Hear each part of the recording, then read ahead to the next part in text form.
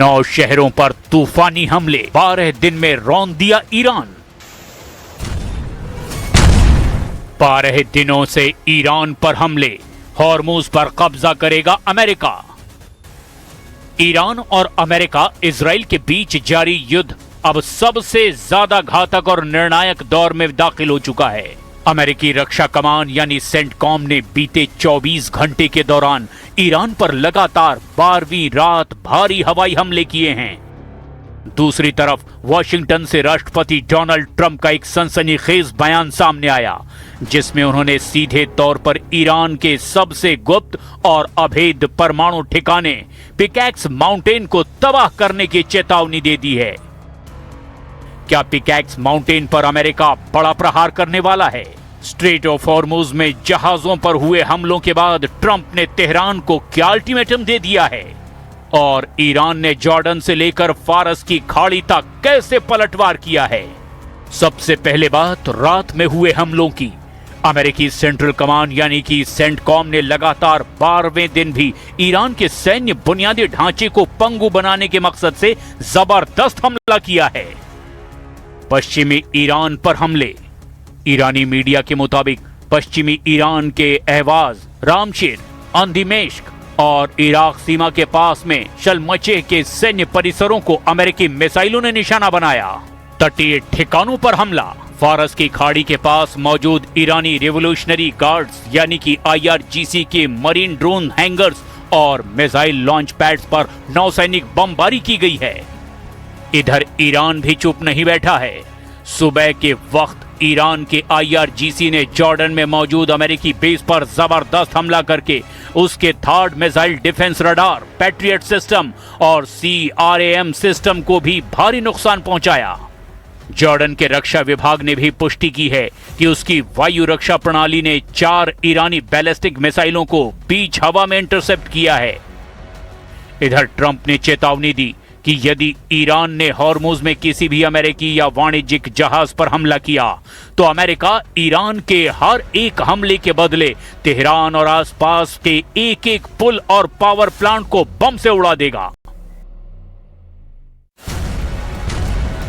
Iran युद्ध हुआ तूफानी, हॉर्मुज पर कब्जे का ब्लूप्रिंट। ये महज 2 देशों का टकराव नहीं, ये दुनिया की सबसे अहम समुद्री व्यापार लाइन स्ट्रेट ऑफ हॉर्मुज को बचाने और उस पर कब्जा जमाने की जंग बन चुकी है। 12 रातों की इस लड़ाई ने ईरान युद्ध को महायुद्ध में तब्दील कर दिया है।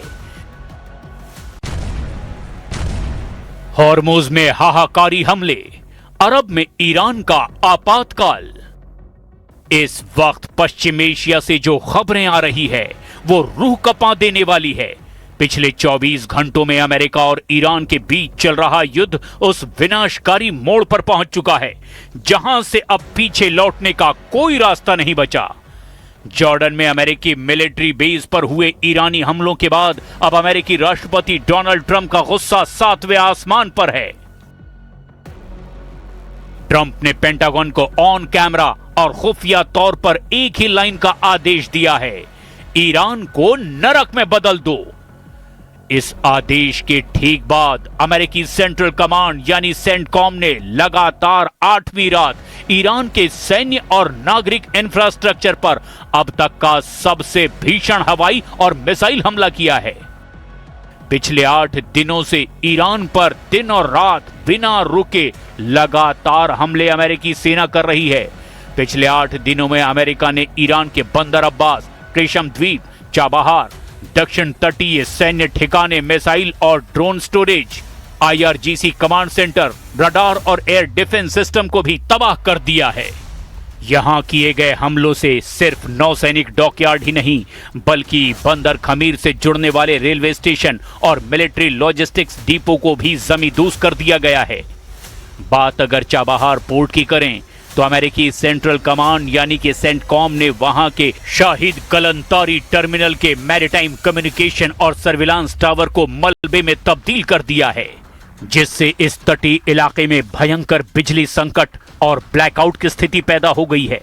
इतना ही नहीं, रणनीतिक रूप से महत्वपूर्ण ईरान शहर एयरपोर्ट को निशाना बना करके अमेरिकी लड़ाकू विमानों ने ईरान की सीमा तक पहुंचने वाले लॉजिस्टिक और हथियारों की सप्लाई लाइन को भी ध्वस्त कर दिया है। यानी इस बार ट्रंप का मिशन सिर्फ ईरान को डराना नहीं, बल्कि हॉर्मोज पर पूरी तरह से अपना कंट्रोल हासिल करना है। ईरानी हमले से दहला अरब, रद्दी का टुकड़ा है एमओयू। ईरान के साथ रूस चीन होकर रहेगा तीसरा विश्व युद्ध। जॉर्डन में अपने सैनिकों की मौत से तिलमिलाए डोनाल्ड ट्रंप ने अमेरिकी जनरल को फ्री हैंड दे दिया है, लेकिन यही वो मोड़ है जहां युद्ध एक वैश्विक विनाश का रूप ले सकता है। ईरान के पीछे चीन और रूस जैसे परमाणु पावर देश हैं, जिसने ईरान युद्ध को और भी ज्यादा खूनी बना दिया है। चीन को अपने उद्योगों के लिए ईरानी तेल की सख्त जरूरत है, वहीं रूस इस मौके का इस्तेमाल अमेरिका को मध्य पूर्व में हमेशा के लिए दफन करने के लिए कर सकता है। अगर ऐसा हुआ तो ये जंग वॉशिंगटन और तेहरान के बीच नहीं, बल्कि नेटो बनाम रूस चीन ईरान ब्लॉक के बीच होगी, यानी एक सीधा और पूर्ण विश्व युद्ध। The criminal United States continues its lawlessness and its efforts to destabilize the region. First, we once again stress that under no circumstances and in no way will we allow the United States, as a foreign and extra-regional country, to interfere in the Strait of Hormuz. This is Iran's inviolable red line. अब ऐसे हालात में देखना ये होगा कि अगर America और ज्यादा तीखे हमले ईरान पर करता है तो यकीन मानिए ये युद्ध बेहद विनाशक होने वाला है और इसका असर अरब देशों पर सीधा पड़ने वाला है।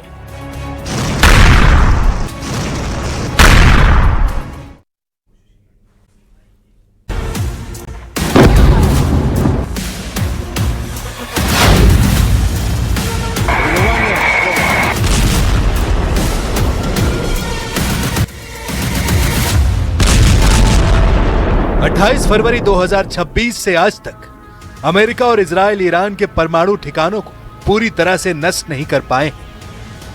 हैरान करने वाली बात तो यह है कि अब ट्रंप को लगता है कि अगर हमने जल्दी ही ईरान की परमाणु क्षमता को पूरी तरह से तबाह नहीं किया तो इजराइल के साथ साथ पूरे अरब को ईरान तबाह कर डालेगा। खबर तो यहां तक है कि ईरान युद्ध में ट्रंप ने यूक्रेन को भी शामिल करना शुरू कर दिया है।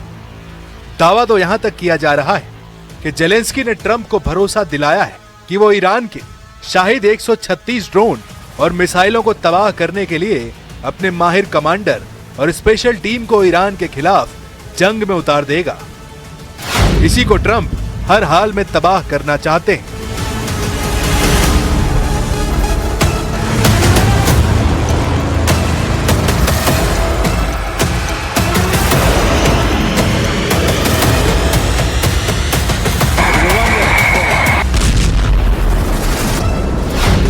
पिकैक्स को कर देंगे तबाह ट्रंप का परमाणु मिशन।